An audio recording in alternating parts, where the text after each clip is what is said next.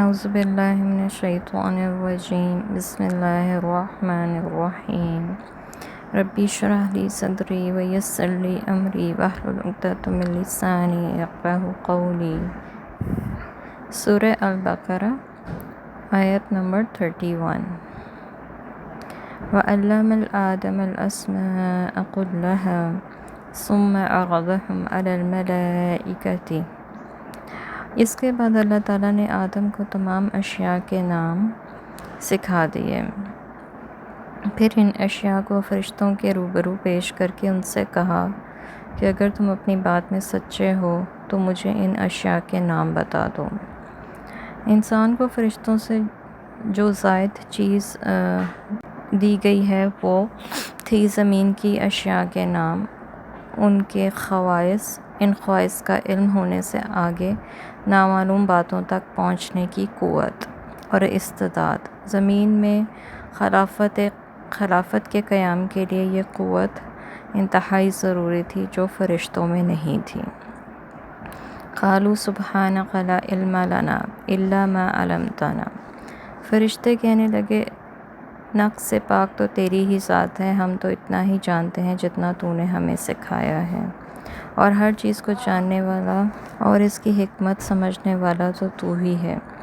اس سے معلوم ہوا کہ فرشتوں کو صرف انہی امور کا علم دیا گیا ہے جن پر وہ مدبرات امر کی حیثیت سے مامور ہیں، جیسے بادلوں اور پانی کا فرشتہ پانی کے متعلق تو معلومات رکھتا ہے مگر دوسری تمام اشیاء کے بارے میں نہیں جانتا۔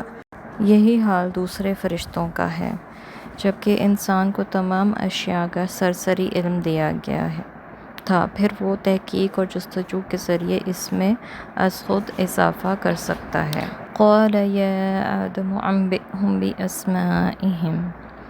اللہ تعالیٰ نے آدم سے فرمایا اے آدم ان فرشتوں کو ان اشیاء کے نام بتا دو۔ تو جب آدم نے فرشتوں کو ان چیزوں کے نام بتا دیے تو اللہ تعالیٰ نے فرشتوں سے کہا کیا میں نے تمہیں یہ نہ کہا تھا کہ میں ہی آسمان اور زمین کی پوشیدہ باتیں جانتا ہوں، اور ان باتوں کو بھی جانتا ہوں جو تم ظاہر کرتے ہو اور ان کو بھی جو تم چھپاتے ہو۔ جب فرشتوں کو آدم کے ہمہ علمی احاطہ کا علم ہو گیا، یعنی کہ آدم زیادہ جانتے ہیں، اور انہوں نے اپنے کم علمی کا اعتراف کر لیا، تو اللہ تعالیٰ نے فرشتوں کو وہ بات بتا دی جو وہ نہیں جانتے تھے، اور وہ یہ تھی کہ انسان کے اندر اگر فتنے کا پہلو ہے تو صلاح اور خیر کا پہلو بھی موجود ہے۔ اصلاح اور خیر کا پہلو غالب ہے، اس لیے اسے خلیفہ بنایا جا رہا ہے، اور وہ اپنی علمی کمال کی وجہ سے اس کی اہلیت بھی رکھتا ہے۔ اس قصے سے یہ بات ہمیں معلوم ہوتی ہے کہ علم عبادت سے افضل ہے۔ عبادت کا تعلق صرف مخلوق سے ہے، جبکہ علم کا تعلق خالق اور مخلوق دونوں سے، اور سب سے بڑا عالم اور علیم تو خود اللہ تعالیٰ ہے۔ بلا شبہ انسان فرشتوں جیسی اور جتنی عبادت نہیں کر سکتا، تاہم علم کی بنا پر فرشتوں سے افضل اور مستحق خلافت قرار پایا ہے۔ وَإِذْ قُلْنَا لِلْمَلَائِكَةِ اسْجُدُوا لِآدَمَ فَسَجَدُوا إِلَّا إِبْلِيسَ۔ اور وہ وقت بھی یاد کرو جب ہم نے فرشتوں سے کہا تھا کہ آدم کو سجدہ کرو، تو سوائے ابلیس کے سب فرشتوں نے اسے سجدہ کیا۔ ابلیس نے اس حکم میں الہی کو تسلیم نہ کیا اور گھمنڈ میں آ گیا اور کافروں میں شامل ہو گیا۔ جب فرشتوں نے آدم کی فضیلت کو تسلیم کر لیا تو انہیں آدم علیہ السلام کو سجدہ کرنے کا حکم دیا گیا۔ اس سجدے کے متعلق علماء کے دو اقوال ہیں، ایک یہ کہ یہ سجدہ چونکہ اللہ کے حکم سے تھا لہٰذا یہ سجدہ آدم کو نہیں بلکہ اللہ ہی کو سجدہ کرنے کے مترادف تھا اور اللہ ہی کے حکم کی تعمیل تھی۔ دوسرا یہ کہ یہ سجدہ تعظیمی تھا جو ہماری شریعت سے پہلے جائز تھا، جیسے کہ سیدنا یوسف علیہ السلام کے بھائیوں نے بھی یوسف علیہ السلام کو سجدہ کیا تھا۔ تو یہ دونوں توجیحات جو ہیں وہ درست ہیں، البتہ شریعت محمدی میں سجدہ تعظیمی کی کوئی گنجائش نہیں رہی۔ ابلیس دراصل جنوں کی جنس سے تھا اور اپنی عبادت گزاری کی کثرت کی بنا پر فرشتوں میں گھلا ملا رہتا تھا۔ جب فتنہ اور فساد کی بنا پر فرشتوں نے جنوں کو سمندروں کی طرف مار بھگایا تو اس وقت بھی یہ فرشتوں میں ہی شامل تھا، اور جن بھی چونکہ مکلف مخلوق ہیں اور قوت اور اختیار اور ارادہ رکھتے ہیں، لہٰذا جنوں کے بعد ابلیس خود خلافت ارضی کے آس لگائے بیٹھا تھا۔ پھر جب اللہ تعالیٰ نے آدم کو خلیفہ بنا دیا تو یہ اندر ہی اندر جلتا بھنتا رہا، اور جب فرشتوں کو حکم سجدہ ہوا تو اس کے اندرونی حسد اور کینے نے جوش مارا اور سجدہ کرنے سے انکار کر دیا اور اکڑ گیا، اور آدم پر اپنی فضیلت کا اظہار کرنا شروع کر دیا۔ اس وجہ سے درگاہ الہی میں کافر قرار پایا۔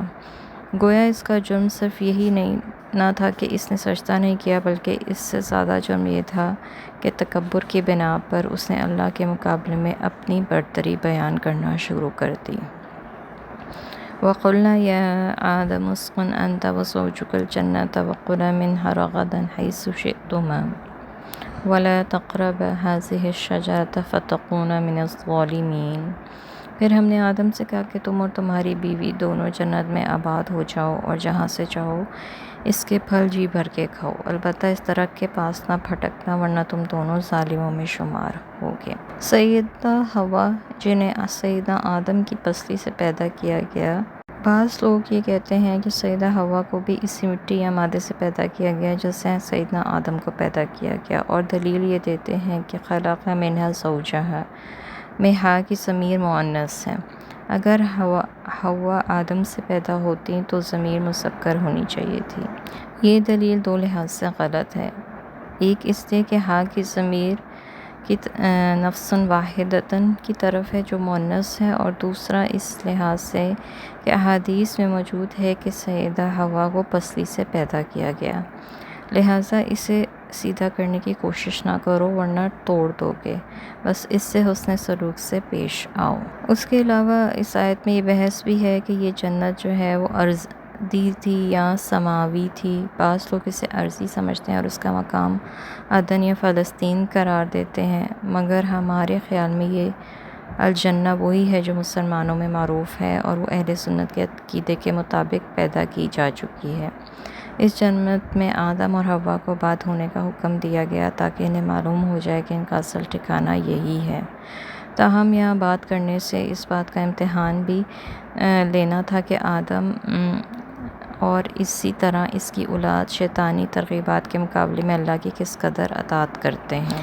اس آزمائش کے لیے جنت سے ایک درخت کا انتخاب کیا گیا اور کہا گیا کہ اس درخت کے پاس نہ پھٹکنا، اس کے علاوہ تم جنت کے تمام درختوں کے پھل کھا سکتے ہو۔ یہ شجرہ ممنوعہ گندم کا درخت تھا یا انگور کا یا کسی اور چیز کا، یہ بحث لا حاصل ہے اور پیش نظر مقصد کے لحاظ سے یہ بتانے کی ضرورت بھی نہیں۔ ظلم کا لغوی معنی ہے کسی چیز کو ناجائز طریقے سے اس کی اصل مقام سے ہٹا کر دوسری جگہ رکھنا، اور یہ لفظ بہت وسیع معنوں میں استعمال ہوتا ہے، یعنی ہر ناانصافی کی بات خواہ وہ حقوق اللہ سے تعلق رکھتی ہو یا حقوق العباد سے، ظلم ہے۔ البتہ ہر گناہ پر ظلم کے لفظ کا اور گناہ گار پر ظالم کے لفظ کا اطلاق ہو سکتا ہے۔ اس آیت میں ظلم سے مراد اللہ تعالیٰ کی نافرمانی بھی ہے اور اپنے نفس پر زیادتی بھی، جس کی وجہ سے جنت سے نکلنا پڑا۔ فَأَزَلَّهُمَا الشَّيْطَانُ عَنْهَا فَأَخْرَجَهُمَا مِمَّا كَانَا فِيهِ۔ آخرکار شیطان نے اسی درخت کی ترغیب دے کر آدم اور حوا دونوں کو ورغلا دیا، اور جس حالت میں وہ تھے انہیں وہاں سے نکلوا کر ہی دم لیا۔ تب ہم نے کہا تم سب یہاں سے اتر جاؤ کیونکہ تم ایک دوسرے کے دشمن ہو، اور اب تمہیں ایک وقت معین تک زمین میں رہنا اور گزر بسر کرنا ہے۔ یہ شیطان دراصل ابلیس ہی تھا جو جنوں کی جنس سے تھا اور آگ سے پیدا ہوا تھا۔ شیطان کی حقیقت یوں سمجھیں کہ فرشتے نور سے پیدا کیے گئے اور جن آگ سے یا نار سے، اور نور اور نار دونوں کا مادہ ایک ہی ہے، یعنی نور اور روشنی نور میں بھی ہوتی ہے اور نار میں بھی، فرق صرف یہ ہے کہ اگر حدت کم ہو اور روشنی کا عنصر ہی غالب ہو تو یہ نور ہے، اور اگر روشنی کا عنصر کم ہو اور حدت زیادہ ہو تو یہ نار ہے۔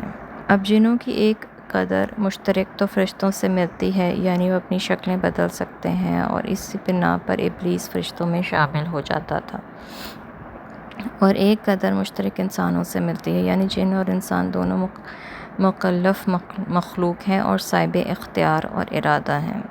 اسی بنا پر ابلیس نے تو سجدے سے انکار کر دیا تھا، لیکن فرشتوں میں سے کوئی ایسا کر ہی نہیں سکتا تھا۔ اب جنوں یا انسانوں میں سے جو کوئی اس قوت کو اختیار اور ارادے کا غلط استعمال کر کے اللہ تعالیٰ کی نافرمانی اور سرکشی پہ اتر آئے گا تو وہ شیطان ہے۔ گویا شیطان جن بھی ہوتے ہیں اور انسان بھی۔ پھر شیطان کا لفظ ہر بدرو، خبیث اور موذی چیز پر بھی استعمال ہونے لگا۔ سانپ کو بھی اسی وجہ سے جان بھی کہا جاتا ہے۔ البتہ یہ ضرور ہے کہ جو شیطان جنوں سے ہوگا وہ دوسروں کو گمراہ کرنے کے لحاظ سے انسانی شیطان سے زیادہ وسائل رکھتا ہے۔ جن شیطان اپنی شکلیں بدل کر اندر داخل ہو کر اور وسوسہ ڈال کر بھی دوسروں کو گمراہ کر سکتا ہے، جبکہ انسانی شیطان ان باتوں پر قادر نہیں ہوتا۔ فرشتوں اور جنوں کی بہت سی اقسام اور صفات قرآن اور حدیث میں مذکور ہیں۔ فرشتوں کی پہلی قسم مقربین فرشتے ہیں، جن میں سے کچھ فرشتے عرش کو اٹھائے ہوئے ہیں۔ قیامت کے دن جب اللہ تعالیٰ لوگوں کا حساب لینے کے لیے نزول اجلال فرمائیں گے تو اس وقت وہ فرشتے 8 ہوں گے۔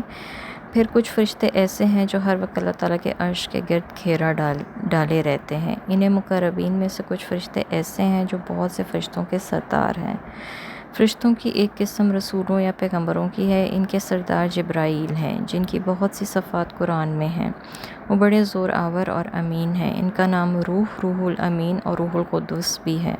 انبیاء کے دلوں پر یہی جبرائیل اللہ کا کلام لے کر نازل ہوتے رہے ہیں۔ دوسرے سردار میکائیل ہیں جو بادلوں، بارشوں اور برق اور رعد وغیرہ پر مامور ہیں، یعنی بجلی اور چمک پر۔ تیسرے سردار اسرائیل ہیں، جن کا دوسرا نام عزازیل بھی ہے، اور قرآن میں انہیں ملک الموت بھی کہا گیا ہے۔ یہ بھی جان نکالنے والے فرشتوں کی پوری جمعیت کے سردار ہیں، کیونکہ کسی شخص کی جان نکالنے کے لیے ایک نہیں بلکہ کئی فرشتے آتے ہیں۔ ان میں ایک سردار اسرافیل ہیں جو قیامت کو ہونے والے واقعات اور سور اول اور سور ثانی اور بعض کے نزدیک سور ثالث پر مامور ہیں۔ ان سب فرشتوں کو ملائے اعلیٰ بھی کہتے ہیں۔ پھر ان کے بعد 7 آسمانوں کے اندر لاتعداد فرشتوں کی جمعیت موجود ہے جو آسمانوں یا کائنات یا فلکی کے انتظام پر مامور ہیں۔ فلک کے جب اللہ کی طرف سے کوئی حکم نازل ہوتا ہے تو ان میں کھلبلی سی مچ جاتی ہے اور گھبراہٹ اور ہیبت طاری ہو جاتی ہے، اور وہ گھبراہٹ اس وقت دور ہوتی ہے جب اللہ کا حکم آسمان تک پہنچ جاتا ہے اور نیچے والے فرشتے اوپر والوں سے پوچھتے ہیں کہ اللہ کی طرف سے کون سا حکم نازل ہوا تھا۔ انہیں جواب دیا جاتا ہے کہ حکم جو بھی ہے ٹھوس حقائق پر مبنی ہے، اور پھر وہ اس کی بجا آوری پر مستعد ہو جاتے ہیں۔ پھر کچھ فرشتے ایسے ہیں جو ہر وقت اللہ تعالیٰ کی تسبیح اور تحلیل اور تقدیس میں مصروف رہتے ہیں۔ اس کے بعد وہ فرشتے ہیں جو آسمان دنیا کے نیچے اور ہماری زمین کے قریب رہتے ہیں۔ ان میں وہ فرشتے بھی شامل ہیں جو ہر انسان کی حفاظت کے لیے اللہ نے مامور کیے ہیں۔ وہ بھی ہیں جو انسانوں کے اعمال نامے لکھنے والے ہیں۔ وہ بھی ہیں جو اللہ کے بندوں کی بر وقت مدد کو پہنچتے ہیں۔ وہ بھی ہیں جو اللہ کی راہ میں چلنے والے، مثلاً جہاد یا طالب علم کی خاطر سفر کرنے کے راستے میں اپنے پر بچھاتے ہیں۔ ایسے فرشتوں کو ملائک الارضیہ بھی کہتے ہیں۔ پھر کچھ فرشتے جنت کو سجانے اور اس کے انتظام میں مصروف ہیں، اور کچھ جہنم پر مامور ہیں۔ ان کی تعداد 19 ہے، یعنی جہنم میں 19 قسم کے عذاب ہوں گے جن کا انتظام ایک فرشتے کے سپرد ہے۔ ان 19 فرشتوں کے سردار کا نام مالک ہے، اور اس جہنم کے عذاب پر پورے عملے یا محکمے کا نام زبانیہ ہے۔ صفات کے لحاظ سے فرشتوں کی بھی کئی اقسام ہیں۔ کچھ فرشتے 2 پروں والے ہیں، کچھ 3، کچھ 4۔ حتیٰ کہ جبرائیل امین کو جب رسول اللہ صلی اللہ علیہ وسلم نے ان کی اصل شکل میں دیکھا تو ان کے 600 پر تھے۔ فرشتوں کی پیدائش نور سے ہوئی ہے جو نہایت لطیف چیز ہے۔ سب سے لطیف تو اللہ تعالیٰ کی ذات ہے، پھر حاملین عرش اور گھیرا ڈالنے والے اور مقربین فرشتے، پھر اس کے بعد آسمانوں کے فرشتے، پھر اس کے بعد ملکوت ارضیہ کی باری آتی ہے، گویا نور اور اس کی لطافت کے بھی کئی درجے ہیں۔ ملکوت ارضیہ نسبتاً کم لطیف ہوتے ہیں، تاہم ان سب فرشتوں میں چند صفات مشترک پائی جاتی ہیں۔ سب فرشتوں کی تخلیق نور سے ہوئی ہے، سب فرشتے اللہ کے فرمانبردار اور عبادت گزار ہیں، اور ان کی یہ عبادت اضطراری ہے، اختیاری نہیں، یعنی وہ اللہ کی نافرمانی کر ہی نہیں سکتے کیونکہ ان میں شر کا مادہ موجود ہی نہیں ہے۔ یہ سب فرشتے غیر مرئی ہیں، انسانوں کو نظر نہیں آ سکتے، اور یہ سب فرشتے اپنی شکلیں بدل سکتے ہیں اور ہر مقام پر پہنچ سکتے ہیں۔ فَتَلَقَّىٰ آدَمُ مِن رَّبِّهِ كَلِمَاتٍ فَتَابَ عَلَيْهِ، پھر آدم نے اپنے رب سے چند کلمات سیکھ کر توبہ کی تو اللہ تعالیٰ نے ان کی توبہ قبول کر لی۔ بلا شبہ وہ بندوں کی توبہ قبول کرنے والا، نہایت رحم کرنے والا ہے۔ وہ کلمات کیا تھیں؟ ربنا ظلمنا انفسنا وان لم تغفر لنا وترحمنا لنکونن من الخاسرین۔ آدم اور حوا دونوں کہنے لگے، اے پروردگار، ہم اپنی جانوں پر ظلم کر بیٹھے ہیں، اور اگر تم نے ہمیں معاف نہیں کرے گا اور ہم پر رحم نہیں فرمائے گا تو ہم خسارہ پانے والوں میں سے ہو جائیں گے۔ قُلْنَا اهْبِطُوا مِنْهَا جَمِيعًا، ہم نے کہا تم سب کے سب یہاں سے نکل جاؤ، پھر جو میری طرف سے تمہارے پاس ہدایت آئے اور جس نے میری ہدایت کی پیروی کی تو ایسے لوگوں کو نہ کچھ خوف ہوگا نہ وہ غمگین ہوں گے۔ اللہ تعالیٰ نے ان کی توبہ قبول فرمائی، گناہ معاف کر دیے، مگر جنت سے اخراج کا حکم بحال رہنے دیا، بلکہ اس سے مقرر بیان فرمایا کیونکہ آدم کو جنت میں رہنے کے لیے نہیں بلکہ زمین میں خلافت کے لیے پیدا کیا گیا تھا۔ اس آیت سے یہ معلوم ہوتا ہے کہ نیکی اور بدی کے نتائج لازمی نہیں جو بہرحال انسان کو بھگتنا پڑے۔ یہ ایک اللہ تعالیٰ کا حضرت آدم کی توبہ قبول کرنے سے نصارہ کے اس غلط عقیدے کی بھی تردید ہو جاتی ہے کہ آدم کے اس گناہ کے داغ کو انسان کے دامن سے دور کرنے کے لیے خدا کو اپنا اکلوتا بیٹا بھیج کر کفارہ ادا کرنے کے لیے سولی پر چڑھانا پڑا۔ وَالَّذِينَ كَفَرُوا وَكَذَّبُوا بِآيَاتِنَا أُولَٰئِكَ أَصْحَابُ النَّارِ هُمْ فِيهَا خَالِدُونَ، اور جن لوگوں نے ہماری آیات کو ماننے سے انکار کیا اور انہیں جھٹلایا، وہی اہل دوزخ ہیں اور اس میں ہمیشہ رہیں گے۔